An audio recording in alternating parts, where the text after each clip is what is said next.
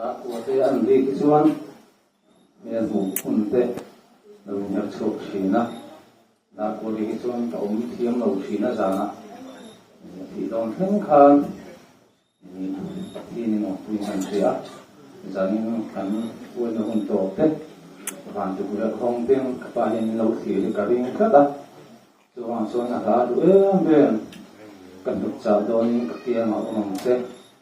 mang lâu tu linh quyền sẽ thì nó sẽ để làm hồi để làm tu linh để làm sao vậy nên soi sẽ khác một thiên phong để trôi ngoài nan chúng của ai ấy làm sao thì nó lại đi tập rất là sắc quy tu linh rằng là về hình tượng và đầu cơ sống sống tết là toa đầu quý nan ăn sống sống